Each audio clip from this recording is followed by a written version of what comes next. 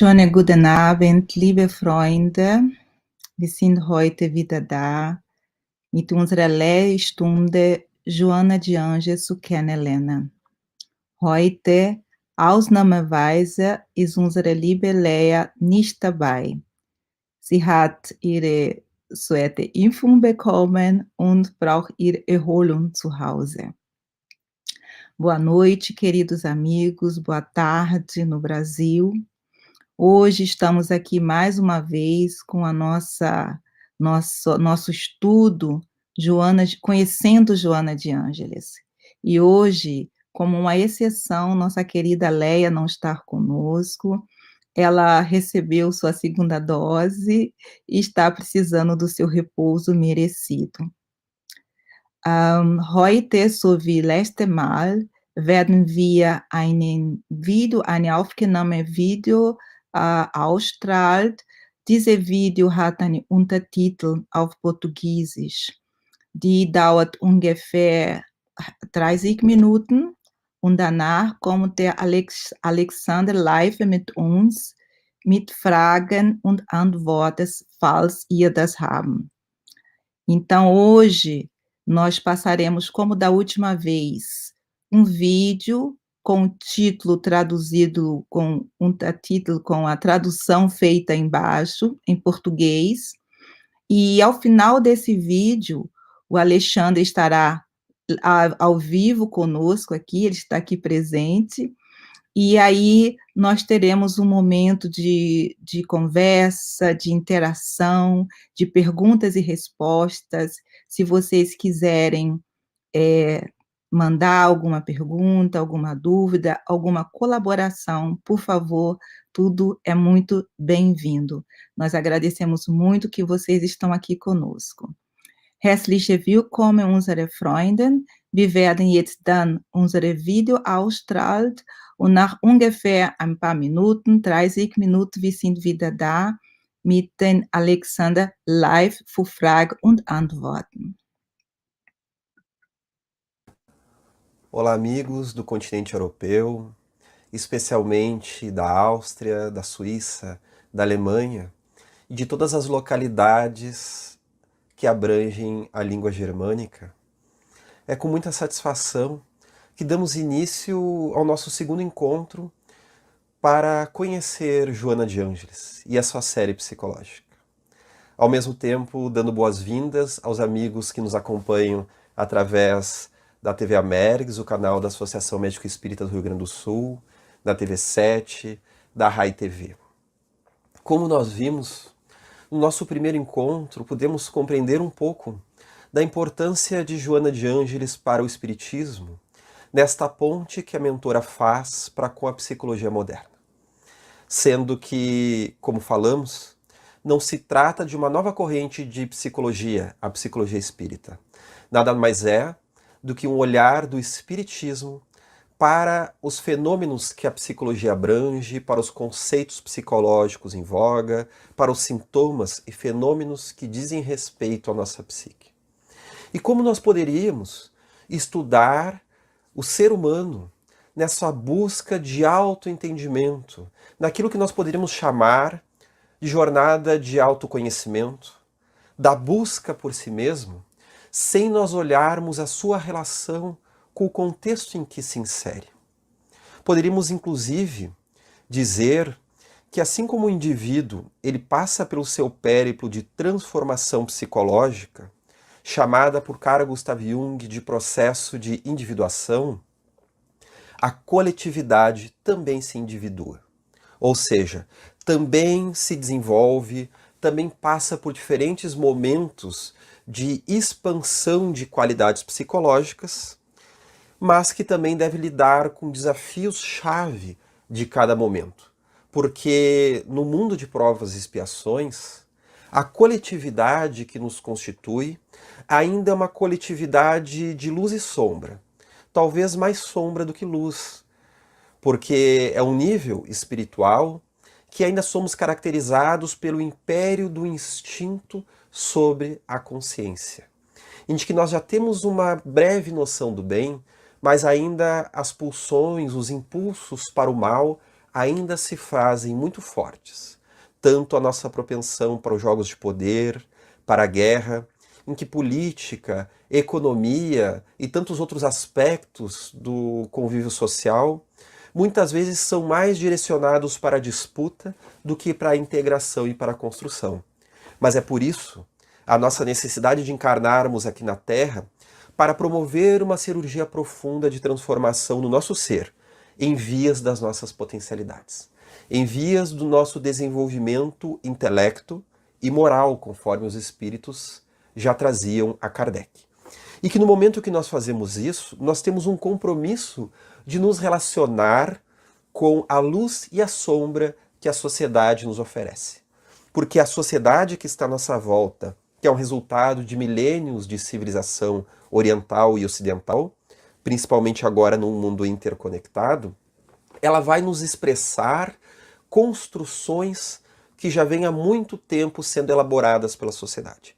Então nós já temos um acesso à saúde, à educação, à ética, aos direitos universais do ser humano, porém convivendo com esses elementos, por assim dizer, harmônicos, há também toda a gama de expressão de uma catarse negativa do nosso lado ainda virulento, violento, assombrador, que mais diz respeito à nossa sombra psicológica, a um lado desconhecido de nós mesmos, muitas vezes realmente perturbador, outras vezes, na verdade, apenas grosseiro, mal desenvolvido.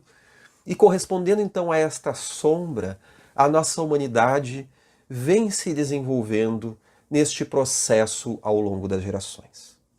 Logo na introdução do livro Nosso Lar, o espírito André Luiz, através da psicografia de Francisco Cândido Xavier, vem nos advertir que, através dos portais da reencarnação, aquilo que nós encaramos como a sucessão de diferentes gerações, nada mais é, na verdade, do que nós, os mesmos espíritos, a mesma coletividade espiritual, reencarnando e retornando sucessivas vezes, devido à imortalidade da alma, porque a matéria, essa manifestação aqui que é um carro para o espírito, ela perece, ela tem a sua função. Ela tem uma função até mesmo psicológica, de colocar o espírito num processo de concentração aqui nessa encarnação para expandir pendores, capacidades, habilidades outras que de outra forma teríamos mais dificuldade de desenvolver. E essas características da inteligência, da moralidade, da arte, da cultura, do relacionamento e tantas outras forças do espírito, esses elementos, eles vão se expressando aqui na nossa cultura e vão se tornando aquisições imorredoras na história do nosso espírito. Vão gravando no nosso ser. É por isso que, se nós passarmos um olhar na história da humanidade, vamos encontrar a nós mesmos em períodos anteriores do nosso desenvolvimento. Daquilo que nós poderíamos chamar da nossa infância ou adolescência moral.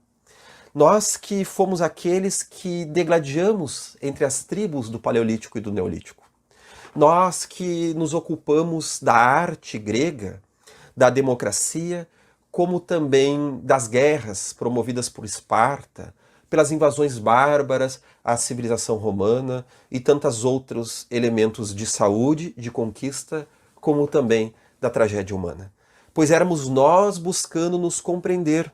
E muitas vezes nós extravasamos as nossas forças em cima do outro, machucando até mesmo a nossa consciência imortal, porque algo já nos dizia no nosso inconsciente de que aquilo não nos ajudava. Carl Gustav Jung chama isso de uma instância moral da psique, que corresponde ao self, ao nosso eu total, ao núcleo saudável do nosso ser. Nas palavras de Joana de Ângeles, este self, que nós vamos estudar ainda mais adiante, que nós vamos buscar compreender o que Jung quer dizer com este termo, nas palavras de Joana de Ângeles, já vamos adiantando, o self corresponde ao nosso espírito imortal na sua potencialidade máxima. Isso que Jung chama do eixo do nosso ser, da nossa psique, que ao mesmo tempo é também aquela semente que vai carregando as virtudes que nós vamos então desenvolver e fazer crescer. Joana fala que está aí o espírito imortal. E toda vez que nós nos equivocamos, meus amigos, nós nos equivocamos com o outro, mas também com a nossa própria consciência, que já traz gravado dentro de si um certo senso do bem e do mal, do certo e do errado, da luz em sombra, para que nessa experiência na carne, este mergulho do self no mundo de relações, como Joana de Ângeles fala, esse nosso ser vai desenvolvendo a sua potencialidade divina, entre aspas, para que um dia, conforme nos fala Kardec em O Livro dos Espíritos, nós possamos ser aqueles espíritos mais desenvolvidos, chamados também por espíritos puros, que não são espíritos eleitos por Deus ou cheios de privilégios, nada mais são do que aqueles espíritos mais adiantados no seu próprio processo de aquisição de consciência. E que, como todos os espíritos que estamos neste périplo de muitas e muitas encarnações, é impossível que essa aquisição ocorra dispensando a experiência, porque é na experiência que nós nos atestamos e colocamos em prática aquelas elucubrações, os nossos descobrimentos, e que, chorando e nos alegrando, vamos então rumando para a plenitude, para a integralidade do nosso ser, falando então em termos de psicologia profunda, para a totalidade do nosso eu. Porque Jung já falava que essa totalidade, essa noção que está gravada no nosso inconsciente, ela vai nos impulsionando através de determinada intuição, como um instinto do nosso ser, como algo natural do nosso ser, de buscar uma melhor versão de nós mesmos. Por isso que ele chamava essa individuação, não é individualismo, é individuação. Ele chamava essa individuação de desenvolvimento da personalidade, integração da personalidade, ou também tornar-se a si mesmo. Aí a gente vai dando uma expressão mais legítima do nosso ser. Vamos também, ao longo dos nossos encontros, estudando melhor estes conceitos que são estranhos ao espiritismo, pois eles provêm da psicologia profunda, mas que Joana, na sua série psicológica, se utiliza bastante. Na proposta de hoje, então, nós vamos buscar o livro Autodescobrimento, uma busca interior, no volume 6 da série psicológica, nesta viagem interior de autodescobrimento. Mas, para tanto, conectando a análise que ela faz do ser humano perdido dentro das suas potencialidades, como ela nos diz, aquela expressão que ela fala, que o ser humano perdeu o endereço de si mesmo, para que nós possamos ter um olhar sobre o adoecimento do mundo atual, sobre os tempos ciclópicos que nós vivemos, cheios de transformações muito rápidas, que, por um lado, nos presenteiam com ferramentas tecnológicas maravilhosas e potentes, por outro, nos colocam muitas vezes num grande desafio de adaptação psicológica, para que o ser consiga lidar com essas mudanças sociais muito rápidas, ao mesmo tempo de forma proveitosa e sadia. Vamos fazer um breve apanhado histórico dessa evolução do espírito, essa nossa relação do espírito e do tempo, que, conforme nos traz Herculano Pires, já deixou o horizonte primitivo, ou o horizonte agrário e o horizonte da civilização desde a antiguidade. E foi se aproximando então deste horizonte industrializado, tecnológico, em que, se por um lado nós adquirimos a ciência e a racionalidade, que são essenciais para o nosso ser, que são conquistas do homem lógico, muitas vezes nós fazemos isso a custas de outros elementos do nosso ser, como a religiosidade, espiritualidade e intuição, que da forma madura e da forma sadia não se trata do pensamento mágico medieval, como nós já vimos muitas vezes nos dogmas religiosos que trancafiaram a expansão humana durante séculos a fio. Mas estamos falando de uma vivência inata ao ser, naquilo que Jung já chamava da função religiosa da psique. daquela noção de que todos os povos, todas as civilizações de qualquer época da história, de qualquer continente com que nós detenhamos o nosso olhar, sempre vai haver uma conexão com a mediunidade, com a espiritualidade, com a religiosidade, noções do divino, de Deus, da vida após a morte, da reencarnação e muitos desses elementos. Então nós vamos ver que essa expressão religiosa e espiritual é natural ao ser. Então a mentora nos traz o seguinte: desse modo, o pensamento não procede do cérebro. Este tem a função orgânica de registrá-lo e, vestindo-o de palavras, externá-lo, como por intermédio da arte, nas suas incontáveis apresentações. O pensamento é exteriorização da mente, que independe da matéria e, por sua vez, é originada no espírito.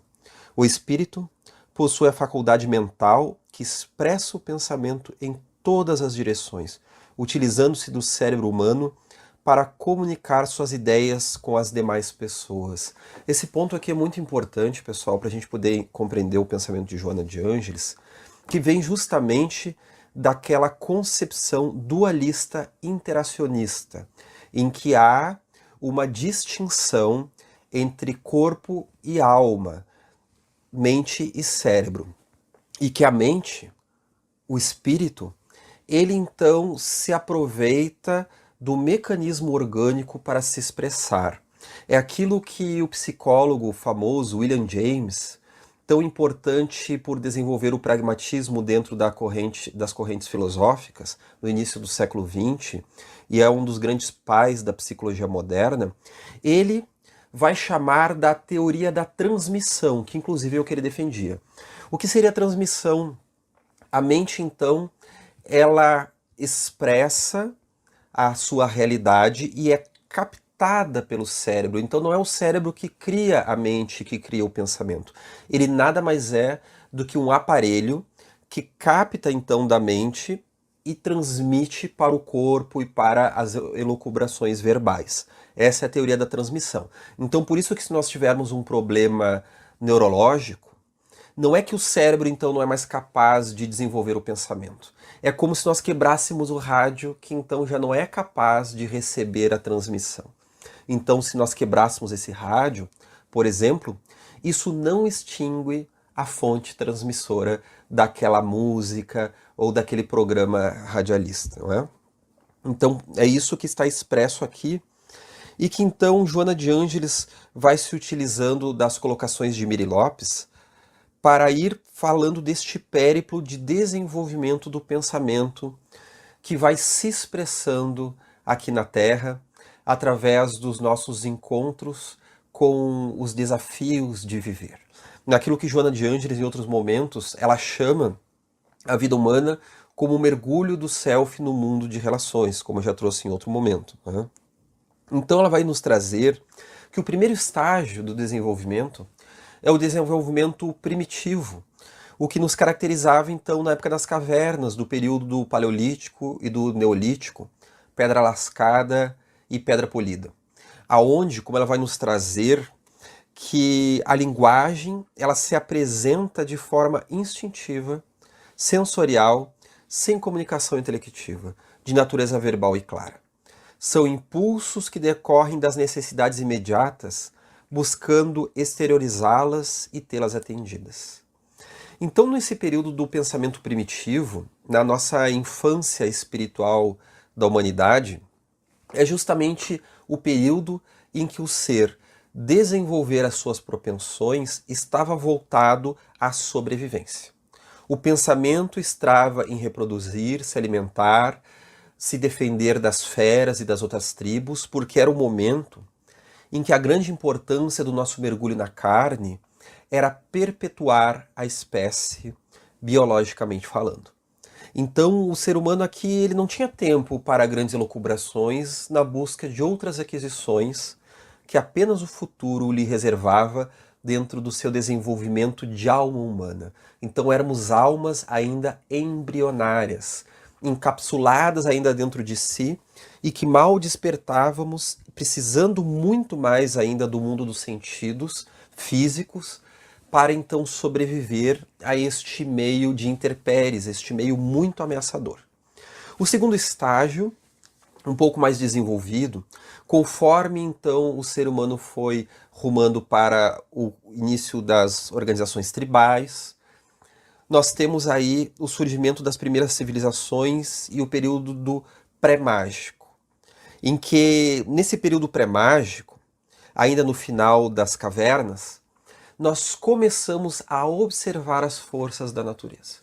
E é aí que nós começamos a falar dos deuses do fogo, da água, das tempestades, porque justamente aquela experiência luminosa, de numen, né, como nos diz Rudolf Otto, teórico das religiões, essa experiência transcendental de lidar com uma grande força da natureza, de alguma forma nos choca e nos fala de uma força que vai além de nós mesmos. E é aí que essa religiosidade inata ao ser humano, ela começa então a se manifestar através da temeridade, em que nós tememos essas consciências do fogo, dos rios, da tempestade, e começamos então com essas primeiras noções. É também o período em que já há uma determinada ética de um cuidado com os mortos, um culto aos mortos, também os rituais fúnebres se apresentam neste momento.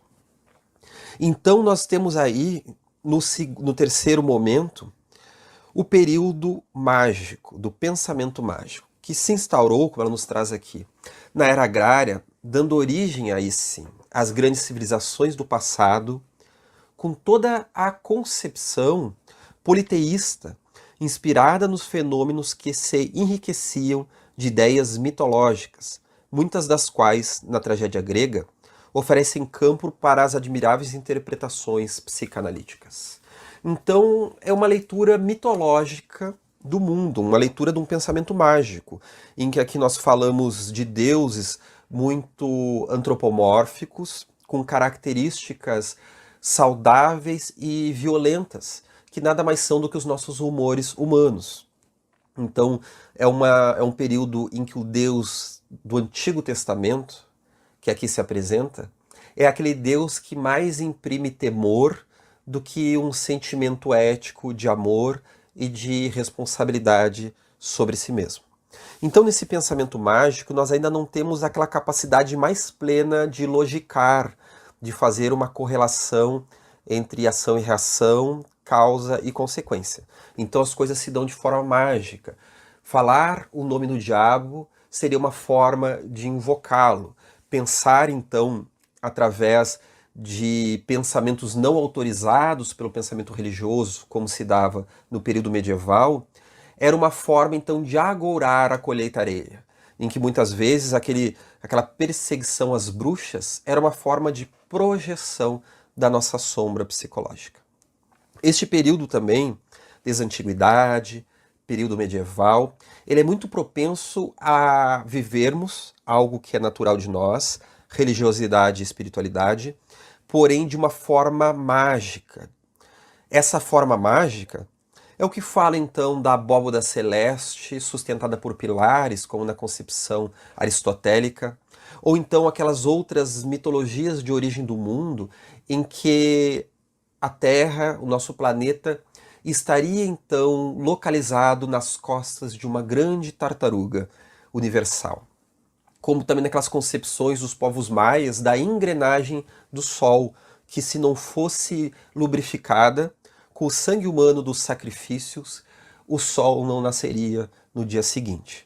Imagina o desafio de tentar descobrir o que ocorreria. Imagina o medo que isso daria aos nossos antepassados, né? Não sacrifica para ver o que vai acontecer, né, pessoal? Então, meus amigos, logo nós temos um outro período que seria aquele que nos constitui como humanidade no atual estágio da civilização. Seria, o que Joana nos traz aqui, o processo de crescimento mental inevitável em que o pensamento faz-se lógico, entendendo a realidade concreta da vida, os fenômenos e suas leis, interpretando o abstrato de maneira fecunda e raciocinando dentro das diretrizes equilibradas fundamentadas na razão. a linha de raciocínio lógico exige a formulação de dados que facultam o estabelecimento de fatores para que a harmonia dos conteúdos seja aceita.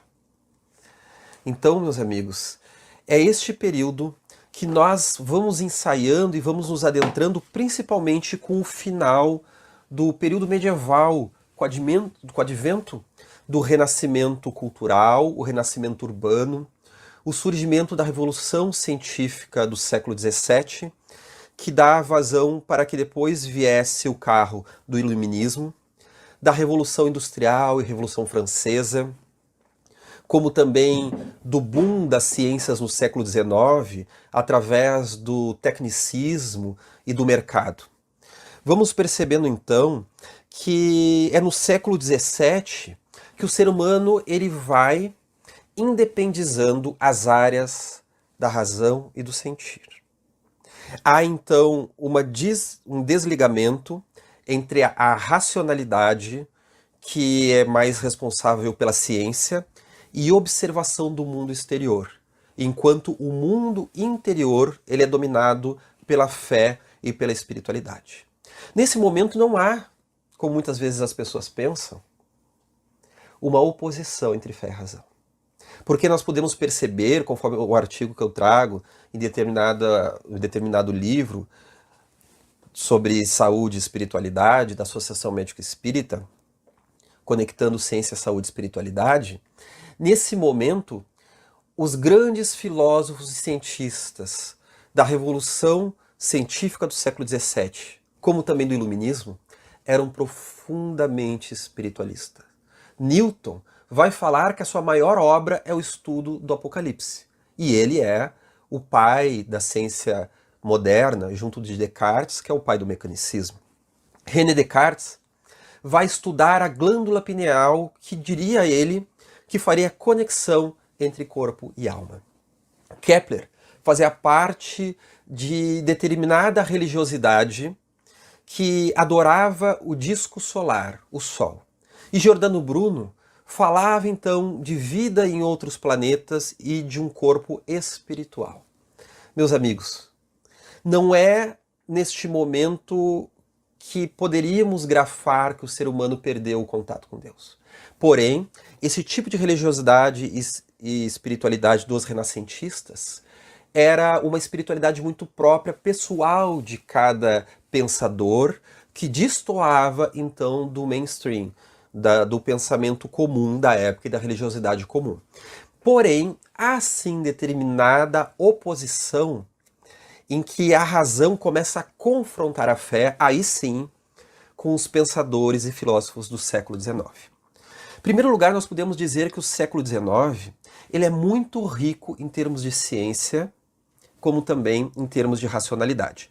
Pois é o momento da segunda Revolução Industrial que deixa as áreas nobres da Inglaterra e vai tomar o mundo no Japão, na Bélgica, na recém-formada Alemanha, recém-unificada, nos Estados Unidos e tantas outras nações que vão então desenvolvendo o barco a vapor, o telégrafo, o motor de combustão interna, que é o que move os nossos automóveis atualmente, a lâmpada a gás, depois a lâmpada elétrica, o nascimento da eletricidade e tantos outros elementos que não teríamos nem tempo agora de tentar reunir. É um momento também que algumas ciências vão se desenvolvendo, como a química, que deixa então a alquimia e vai se formar a química moderna. A física dá um novo passo com o nascimento da física nuclear e da física quântica. Falamos então do surgimento da psicologia como ciência formal. Então vamos percebendo que seria a astronomia, por exemplo, de Camille Flammarion e tantos outros pesquisadores que vão neste momento ganhando corpo. Mas se nós neste momento nos enriquecemos com a benesse da materialidade, por outro lado, como a psicologia profunda nos traz hoje, uma grande sombra vai se acercando ao nosso ser, porque nós estamos cindidos. Se nós vivermos apenas a nossa potencialidade racional, o nosso ser cai em desequilíbrio. Porque conforme os espíritos nos trazem a Kardec, nós temos um desenvolvimento espiritual que se dá em duas áreas. intelecto e moral. Se nós fizermos o desenvolvimento somente de uma delas, nós caímos numa dissociação e numa perturbação do nosso ser. Tamanho a existência, inclusive, de espíritos muito pouco desenvolvidos, porém dotados de um alto QI, de uma alta logicidade. O que dá campo até mesmo a sociopatia, em que o espírito ele é inteligente, mas ele não carrega consigo uma moralidade madura e sadia. Então nós vamos percebendo que nesse período racional, o ser humano ele fica fascinado com o tecnicismo e utilitarismo, que vai dando corpo para um determinado movimento de materialismo. Vamos lembrar, os filósofos do Renascimento e do Iluminismo não eram materialistas. Eles tinham concepções espirituais do universo que, inclusive, lhes impulsionava para suas pesquisas científicas. Conforme nos traz o historiador Franklin Balmer, no livro O Pensamento Europeu Moderno, volume 2, conforme nos traz Fernando Catroga e tantos outros historiadores conhecidos e famosos do mundo. E como nós encontramos nas obras conhecidas desses filósofos e cientistas. Não é nenhum arquivo secreto, não é nenhuma teoria da conspiração. Porém, aí, com uma série de outros cientistas no século XIX, esse fascínio da ciência, ele dá lugar, então, a um determinado movimento chamado cientificismo. Não é ciência, cientificismo. Que existe até os dias de hoje, que é um movimento que dizia que até metade do século XX, ele já profetizava, que até metade do século XX, o ser humano já teria descoberto todos os mistérios da existência. E não teria mais para onde a ciência avançar. Isso é chamado do materialismo promissório. Você aceita os argumentos materialistas porque a ciência um dia vai comprovar que Deus não existiria, né, que não existe espírito, que não existe alma. Enquanto, meus amigos, isso é uma elucubração. Talvez não tenhamos uma prova cabal ainda da realidade espiritual da vida para todo o corpo científico, para o paradigma atual, mas também não há uma prova cabal do materialismo. Porque segundo os filósofos da ciência nos trazem, como Karl Popper e John Eccles, que são inclusive espiritualistas e filósofos da ciência famosos, que o compromisso da ciência é com o método científico experimental e com a razão, não com uma concepção de crença materialista ou espiritualista. Isso são concepções pessoais de cada cientista, louváveis, todas elas, diga-se de passagem. Temos aí o compromisso de respeitá-las, não é verdade? Independente daquela que nós acreditamos. Então nós vamos ver que justamente esse fascínio do cientificismo opõe a Deus a razão com a Deus a fé.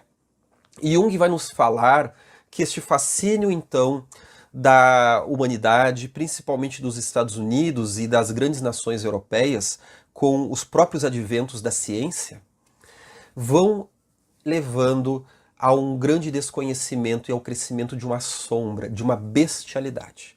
A razão que termina o século XIX é sucedida pela bestialidade do início do século XX, em que, se utilizando então da mitologia nórdica, que talvez seja mais familiar a alguns de vocês aí na Europa, Jung vai nos dizer que Wotan, a besta loira, ele sai das catacumbas do inconsciente, em que nós não conseguimos trabalhar aquela animalidade, aquela pulsão agressiva, agora vamos dizer aqui, né, que caracteriza o pensamento primitivo, pré-mágico e mágico, e nós então projetamos nos outros, nas outras nações, ou nos judeus, nos outros povos, todo aquele mal que nós não trabalhamos em nós. É a projeção da sombra, a projeção psicológica da sombra. E nós vamos entrar um século XX com um banho de sangue, em que Jung vai nos trazer que nós então literalizamos uma morte simbólica que nós deveríamos fazer como matar os maus pendores dentro de nós. Matar como símbolo de transformar psicologicamente, não é? Então nós literalizamos, nós matamos literalmente nas outras nações. Vejamos aí aquela crise moral da humanidade nas grandes guerras que comentamos no encontro passado. Quem não viu, fica o convite para acompanhar. Então, já finalizando esse nosso primeiro momento de fala, para que a gente possa arrumar para as perguntas, nós vamos ver então que o século XX começa com aquilo que o filósofo nihilista Friedrich Nietzsche vai nos falar, melhor, da morte de Deus. A morte de Deus é o simbolismo da angústia que toma conta desse ser tecnológico.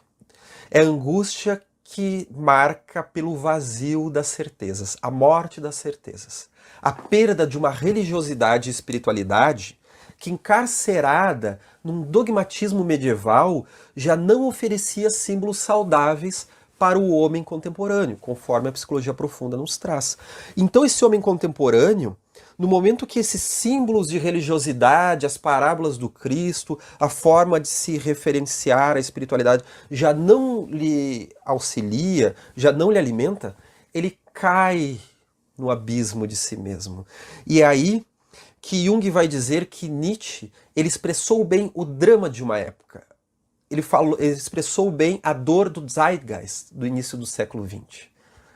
Porque Nietzsche ele fala dessa grande incerteza, mas que, falando desse espírito da época, o espírito da época sempre nos traz qualidades, um status quo de cultura, de conhecimento e desafios que sempre cabe a cada personalidade, de alguma forma, equacionar dentro de si a pergunta de sua época, que são os vícios da época, são as dificuldades.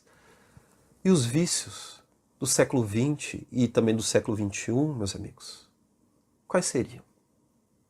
Materialismo, vazio emocional, patologias do vazio como a depressão, o suicídio, os altos índices de ansiedade, síndromes do pânico, a compulsão de uma virtualidade maravilhosa que nos conecta, inclusive, nesse exato momento, mas que muitas vezes encarcera a pessoa no campo da compulsão, porque ela não dominou a si mesma, na forma pela qual utilizará a ferramenta da tecnologia.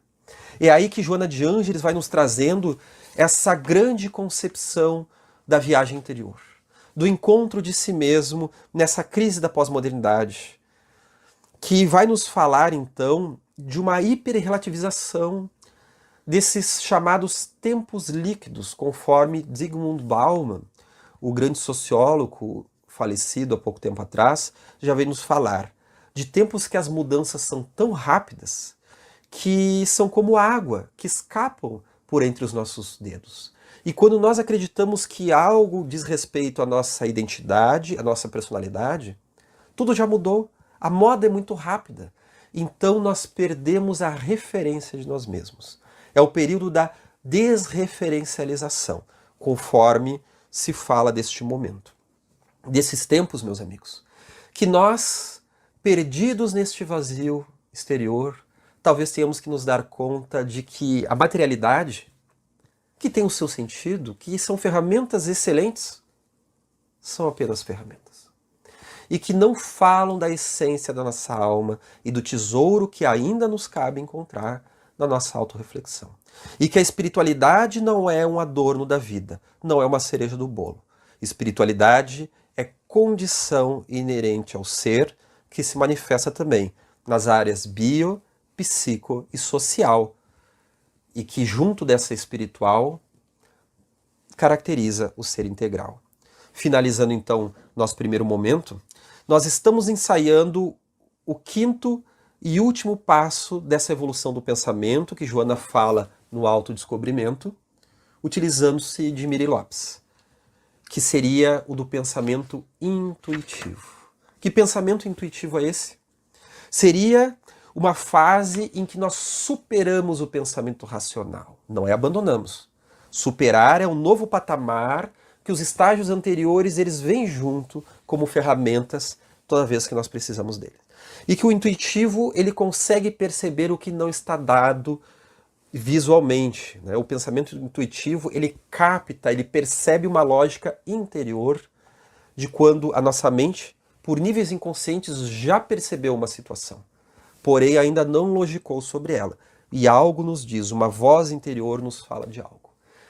são, digamos assim, ensaios do pensamento intuitivo. Porque o pensamento intuitivo, ele não é sustentado biologicamente pelo Homo sapiens sapiens, pelo nosso estado atual da humanidade. Nós apenas temos lapsos deste pensamento. Ele vai se tornando mais comum na nossa vida, uma espécie de ensaio em que nós podemos integrar elementos opostos, tais como fé e razão. Como nos diz Morin no Pensamento Complexo, opostos que na verdade podem se tornar complementares, pois são áreas do nosso ser que precisam conviver de forma sadia. Em que a espiritualidade que retorna agora nesse período não é mais a espiritualidade que já não nos cabe, aquela dogmática do pensamento mágico, daquela teologia antiga. Mas agora nós precisamos raciocinar sobre isso conforme nos traz Kardec. Raciocinar e sentir. E o pensamento intuitivo, então, ele fala do ser humano futuro, do espírito puro, que já se desenvolveu na sua forma mais avançada, em que ela nos diz que nessa última fase, que o pensamento se torna, então, intuitivo, não necessitamos mais de parâmetros racionais somente, extrapolando o limite dos dados da razão, para expressar-se de forma inusitada no campo atemporal. Viajando, concluímos nós para a área da paranormalidade, das percepções extrafísicas. Em uma visão espírita do pensamento, a mente plasma no cérebro a ideia através das multifárias reencarnações, evoluindo o ser espiritual, desde simples e ignorante, quando se manifesta por meio do pensamento primitivo, até o momento em que, desenvolvendo todas as potencialidades que nele jazem, estas se desvelam e se fixam nos sutis painéis da sua constituição energética. E ficamos por aqui, neste primeiro momento do segundo encontro, e agora vamos nos adentrar no momento de perguntas e respostas, em que vocês podem trazer as suas dúvidas e colocações sobre o encontro de hoje e sobre a obra da benfeitora.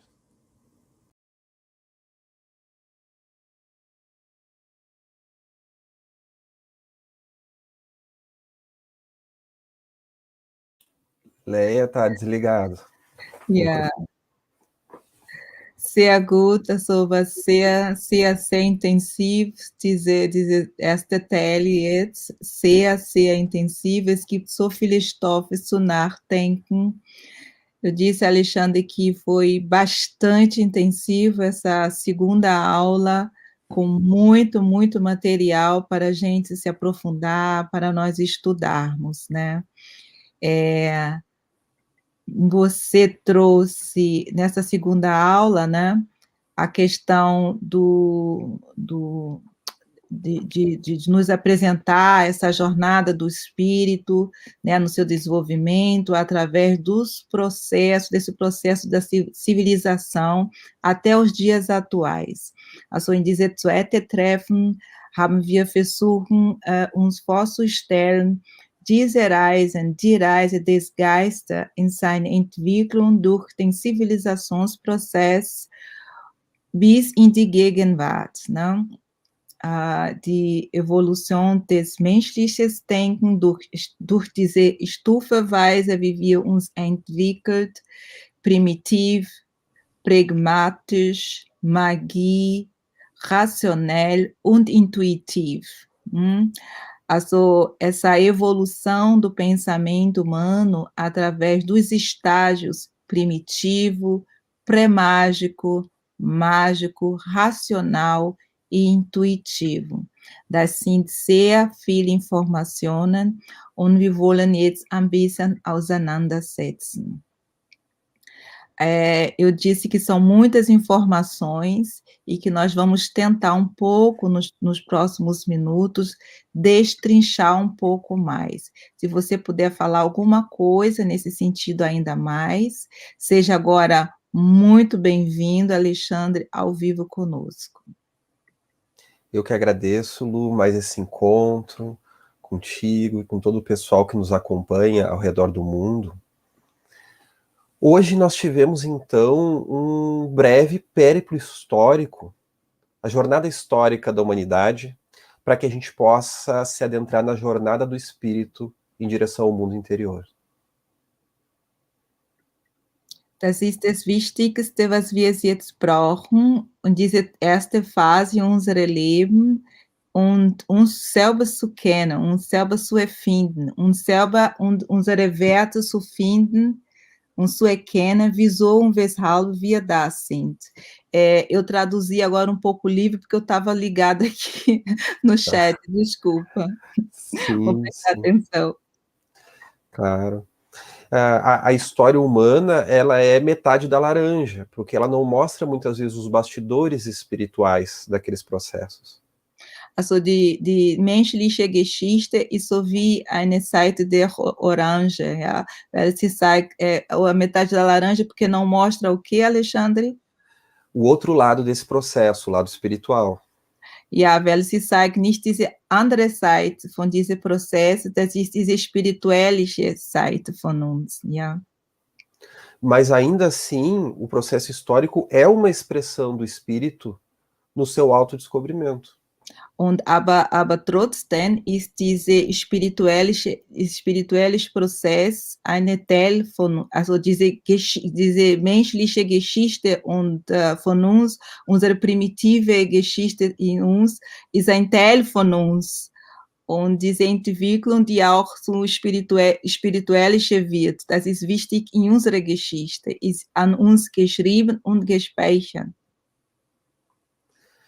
Esse foi o nosso encontro mais histórico de todos, a gente pode dizer. Also das war unsere alle historische Treffen von alle, die wir bis jetzt gehabt haben. Para que a gente pudesse chegar agora às portas do período pós-moderno, que nos caracteriza agora. Also das war wichtig, diese ganze Phase und die Stufen durchzugehen, damit wir da ankommen, wo wir gerade sind und von da an, wo wir anfangen wollen. Porque a Joana de Ângeles, na série psicológica, ela faz um primoroso papel de situar o indivíduo com a problemática que ele enfrenta nesse momento. Also Joana de Angelis macht durch diese Serie von diesen Büchern eine ausgezeichnete Arbeit, damit die Menschheit sich dort, wo sie sich befinden, sich treffen und zufrieden wird mit sich selbst. A separação, por exemplo, entre fé e razão é o abandono de um lado nosso, a fé, para reencontrá-lo mais adiante. Also diese Trennung von Rationalität und Glauben, es ist vielleicht notwendig, damit wir in einem gewissen Zeitpunkt unserer Reinkarnation sie wieder finden können. O ser humano racional, ele não pode viver com a fé mágica, com a fé dogmática. Also die rationale Menschen können nicht mit der dogmatischen Glauben leben. Mas, por outro lado, ele descobriu que não consegue viver sem fé. Andererseits hat er für sich selbst entdeckt, dass er ohne Glauben nicht leben kann. É por isso que essa característica da fé retorna agora, porém, de uma forma mais madura. Also das ist der Grund, dass jetzt diese Glaubentheorie oder Glaubensweise jetzt zurückkommt zu uns, aber jetzt vielleicht in einer Zeit, wo wir noch schon reifer sind. Wir sind noch schon reifer, um das besser zu verstehen. Eu diria também, Alexandre, pode ser exatamente isso, pelo esse vazio existencial que muitos de nós passamos nessas fases da nossa vida, temos agora a necessidade de encontrar essa fé, não é? Also ich habe Alexandre gefragt, weil diese existenziale Problematik und diese Lehre, die viele Menschen in sich tragen, haben wir das Bedürfnis, diese Glauben zu finden.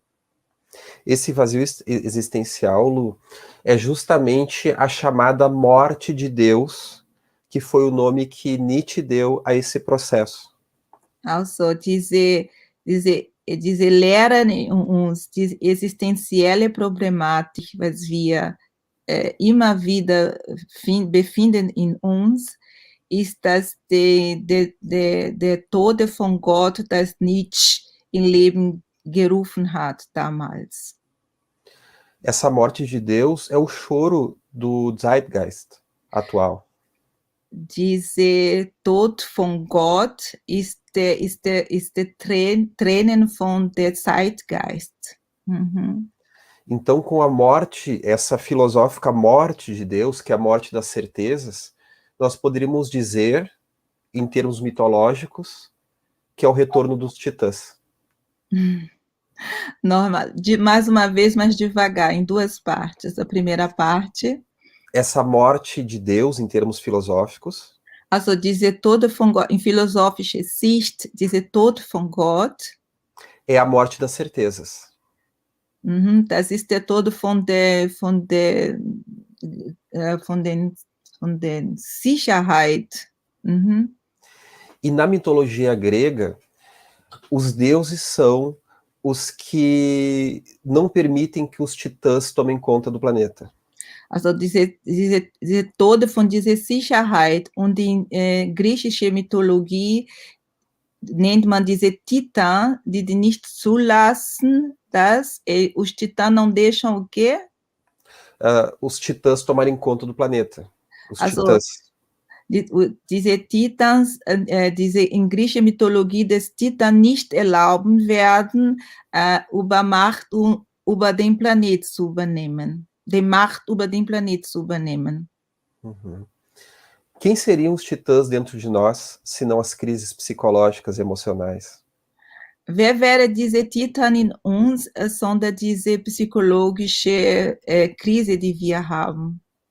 Ansiedade, depressão, Aufregung, Depressionen, pânico, drogadição, Angst, Drogensucht.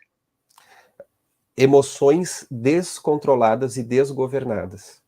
Also viele emotionale Zustände, die aus den Reihen, auseinandergehen, die wir nicht kontrollieren können.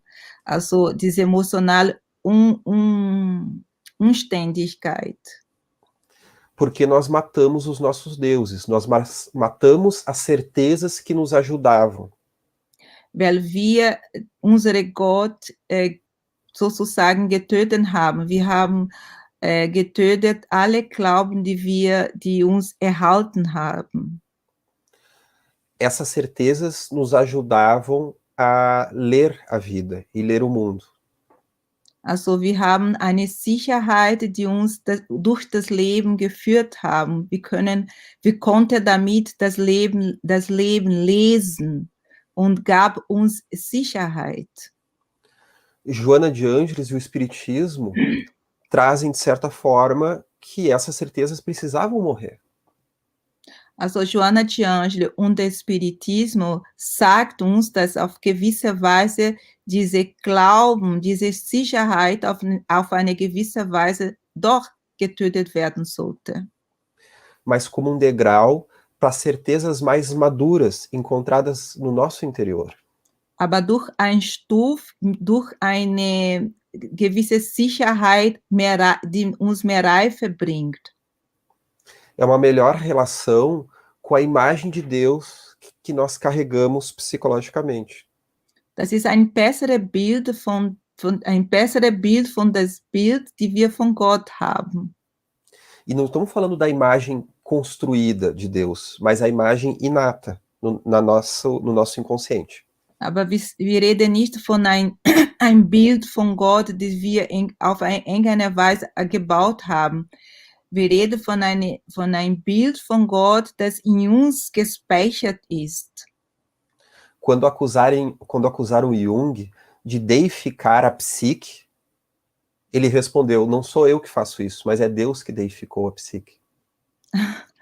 Also man sagt zu Jung, dass hat die Psyche, sag mal so, dekodifizieren und antwortet, nein, das war ich nicht, Gott hat das gemacht. Nós compreendemos então que, sendo seres espirituais, provindos da espiritualidade, não haveria como isso não estar gravado dentro de nós, essa experiência. Also wir gehen davon aus, da wir Gottes Kinder sind, die menschliche, spirituelle Wesen sind, das wäre nicht möglich, das nicht in uns gespeichert zu haben. Nós podemos nos aventurar numa visão de um mundo materialista, mas algo gritará dentro de nós. Also wir könnten durch ein Abenteuer versuchen, in eine materialistische Welt zu leben, zu sein, aber die wahre, o que gritará em nós? Algo gritará dentro de nós. Also gewiss, irgendwas wird in uns schreien. Pois estaremos vivendo uma grande ilusão. Weil wir leben dann in große Illusionen. Ja. Transitamos na matéria, precisamos de uma boa relação com a matéria, mas nós somos mais do que matéria. Also wir leben hier, wir sind hier reinkarniert, uns ist bewusst über diese Materien, die wir haben, die wir leben, aber unser Leben, unser spirituelles Leben ist viel mehr als das. Joana de Ângeles, ela vai colocar também a ansiedade como uma falta dessas referências do espírito. Also Joana de Ângeles sagt uns auch, dass diese ängstliche Gefühl ist auch ein, o que é do espírito? De referências do espírito. Also das ist ein Zeichen des Fehlens von Grundkenntnis in unserem Geist. Also es fehlt uns was. Como Viktor Frankl disse, muitos sofrimentos advêm de uma falta de sentido pela qual nós lemos a vida. Also Viktor Frankl, der Österreicher, sagt, dass Feld an Referenz ist auch ein Feld an Sinn des Lebens. Então é como se o ser humano tivesse desconectado da sua natureza e das virtudes que deve perseguir. Also das ist so wäre, dass die Menschheit nicht verbunden ist mit ihrer wahre Ich, mit ihrer wahre geistliche Wesen. E por isso nós trouxemos hoje a evolução do pensamento que Joana destaca. Also das war für uns heute wichtig, diese evolutionäre Denkgeist, Denkweise, das Joana de Ângeles für uns vorstellt. O que é uma explicação boba no pensamento pré-mágico e mágico toma contornos racionais no pensamento lógico. Was konnte eine naive Erklärung von den Gedanken magische, prähistorische, ist aber wesentlich, das Ganze jetzt zu verstehen. Mas também opostos que são inconciliáveis no pensamento racional. Also aber gegenseitige Gedanke, der Gedanke von Pensamento de quê? Do pensamento racional. Der rationale Gedanke, ja, das gegenseitige auch rationale Gedanke, oder racional oder irracional, desculpa. Do pensamento racional. Então, opostos que são inconciliáveis no pensamento racional, eles fazem parte do mesmo todo no pensamento intuitivo. Also Gedanken, die rationelle Gedanken überhaupt nicht zusammenkommen, überhaupt nicht zusammenpassen, wäre in die intuitive Gedankensweise kommen doch miteinander zusammen. Es ist sehr verbinden miteinander. Porque o próprio espírito, ele tem múltiplas capacidades de compreensão. Weil selbst der Geist hat sehr viele Möglichkeiten, hat unheimlich viele Kapazität. É por isso que o espírito guia a evolução do pensamento. Deshalb, der Geist führt die Weiterentwicklung des Gedanken. Segundo as suas potencialidades ainda não vividas. nach seine Potenziale, die noch nicht erlebend sind.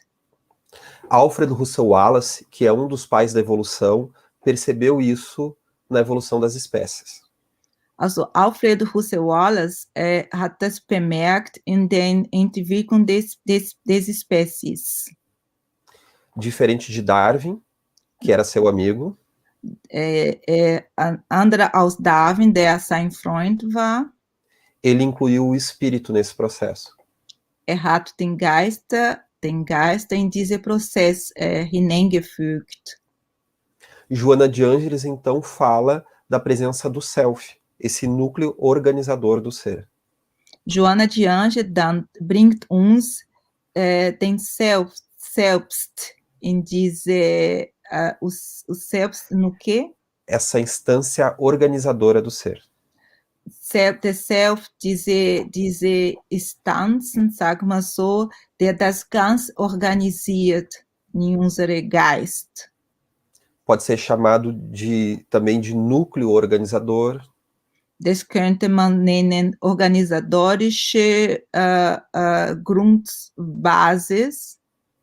Que dá sentido ao desenvolvimento psíquico. Das gibt dann ein Sinn an die Entwicklung des psychologischen Denken. Pois nós estamos falando de um inconsciente caótico, conforme Freud entendia o ser humano.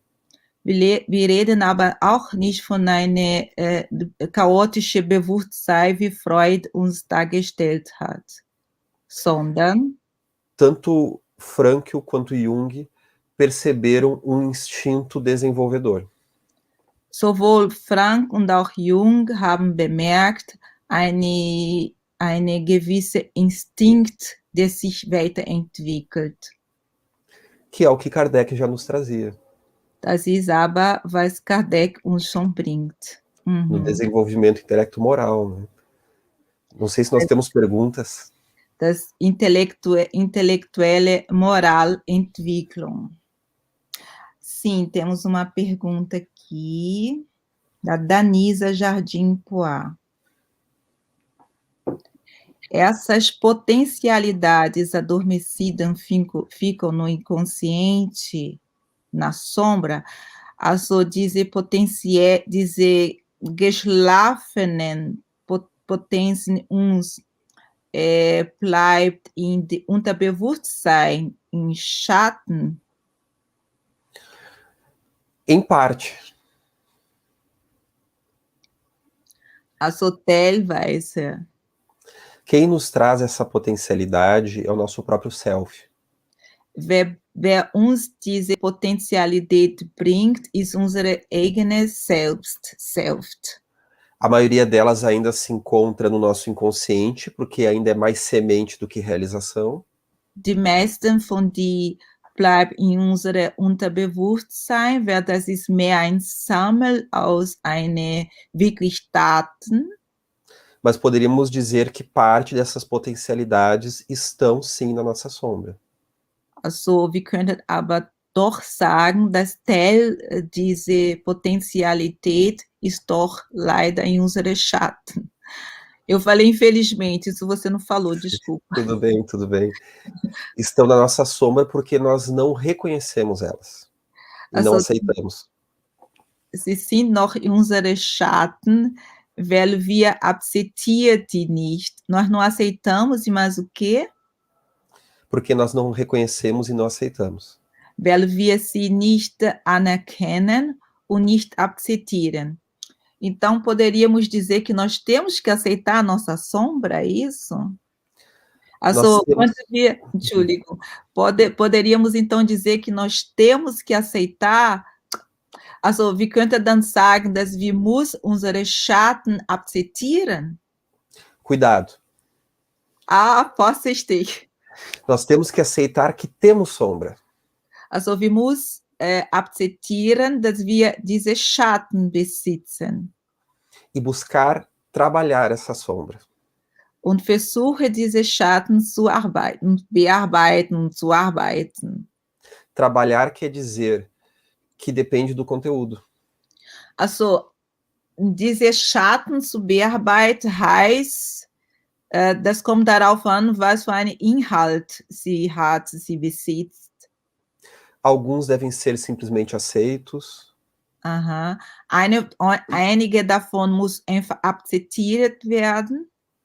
Outros diluídos com mais atenção, porque são perigosos. Andere muss ein bisschen gedämpft werden, mit sehr vorsichtig, weil sie auch gefährlich sind.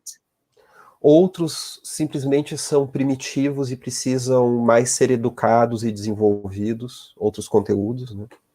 Andere muss erzogen werden, weil sie primitive sind. São primitivos e o que mais? Precisam ser educados e desenvolvidos. Sie müssen erzogen werden und müssen sich entwickelt. Resumindo, sombra é o que nós desconhecemos e inimizamos em nós. Inimizamos, okay? Also Schatten ist das, was wir nicht kennen und auch verfremdet in uns. Tem coisas ruins a serem transformadas. Es gibt schlechte Sachen, die muss sich geändert oder das Wort transformado kommt jetzt nicht in den Kopf, aber es muss in gewisser Weise geändert werden. Então se tornam boas possibilidades. Also das können auch gute Möglichkeiten werden. E outras já são boas possibilidades, mas ainda não foram reconhecidas. Und andere sind schon gute Sachen, aber wurden noch nicht erkannt. E como a gente pode reconhecê-las? Autoobservação. Also, a Denise, pô, já deixa aqui um obrigada. Dankeschön pela primeira resposta. Also, wie können Sie das erkennen? Also, uns selbst beobachten. Você falou nos observarmos. A observação, buscar compreender o que está nos doendo nas vicissitudes da vida. Versuchen zu beobachten, was auch uns verletzt. Quando alguém nos ofende, nos machuca, há dois movimentos. Also wenn jemand uns verletzt und beleidigt, es gibt zwei Bewegungen.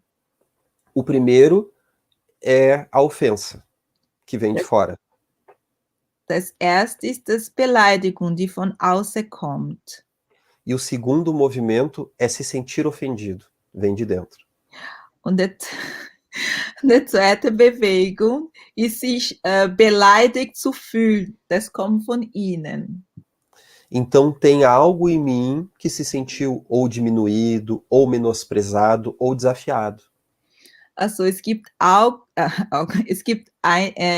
irgendwas in mir selbst, das sich beleidigt gefühlt, beleidigt oder ja, verletzt gefühlt hat, ja. Por dentro eu tenho um grande veneno, e se sou estimulado, esse veneno me toma. Also in mir habe ich eine Gift, und wenn ich das zulasse, dieses Gift kann in mein Selbst den Platz übernehmen. Chega um momento da vida que a gente pensa, será que eu vou esperar o próximo estímulo? Ou eu vou entender o porquê desse veneno? Es gibt einen Moment im Leben, in dem wir denken, soll ich warten, bis der nächste Gift, oder soll ich versuchen, es zu verstehen? São alguns dos convites para o trabalho com a sombra. Das ist einige der Einladungen mit dieser Arbeit mit der Schatten, diese Arbeit mit den Schatten. Wir haben noch eine Frage, nós temos mais uma pergunta de uma companheira. Você pode ler? Quais os obstáculos para encontrar o caminho de volta e como Joana nos ensina a enfrentá-los? Bom, caminho de volta quer dizer que alguém se perdeu. Also ich wollte, sie war sehr lieb und hat auch auf Deutsch übersetzt und ich lese es. Was sind die Hindernisse und den Weg zu uns selbst zu finden? Wie lernt uns Joana de Angelis diese zu begegnen? Joana de Ângeles fala no perder-se e no achar-se. Also Joana de Angelis redet von sich zu verlieren und sich selber zu finden. Em primeiro lugar, é reconhecer o erro. Also erstens ist diese Fehler zu anerkennen, Nos deixar erkennen. nos deixar envolver pela alegria e o engrandecimento que essa referência mais clara nos permite. Also zulassen, dass diese Kenntnis uns erleuchtet und beleuchtet, ja, zulassen, dass durch diese Informationen, die wir bekommen, es Platz finden in uns. Valorizar que tínhamos o direito de nos perder. Also wertschätzen, sagen wir so, dass wir das Recht gehabt haben, uns zu verlieren. E agora nós temos um material que nos auxiliará no nosso autoencontro. Ele não foi à toa. Nós temos um material que nos auxiliará no nosso autoencontro. Ele não foi à toa. Mhm. Und jetzt haben wir Grundstoffe, wir haben wir haben Werke, die uns helfen werden, nos ajudará em como? Agora nós temos um material que nos auxiliará no nosso autoencontro, que ele não foi à toa. Also wir haben Werkzeuge, die uns weiterhelfen werden, und diese Weg zu gehen und nachzudenken, dass diese Erlebnis ist nicht verloren gegangen. Es war nicht umsonst. Se perder é conhecer outras realidades.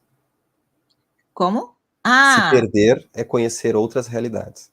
Also sich zu verlieren heißt, andere Realität zu erkennen oder zu kennen. Mhm. Mas é imprescindível assumir a própria responsabilidade a partir de agora. Es ist aber grundsätzlich sehr wichtig, ab sofort die eigene Verantwortung zu übernehmen. Finalizando, é um momento de decisão. Also zum Abschluss, es ist eine Zeit der Entscheidung. Mhm. Okay, Alexandre, ich glaube, wir haben jetzt ein bisschen die Abwesenheit von Leia ein bisschen gedämpft. Eu disse que nós conseguimos substituir um pouquinho a falta da nossa amiga hoje, que está fazendo muita falta, mas conseguimos fazer nossa hora, tivemos aí algumas colocações, algumas perguntas. Ja, wir haben doch hier unsere Stunde ein bisschen anders gemacht heute, aber doch geschafft.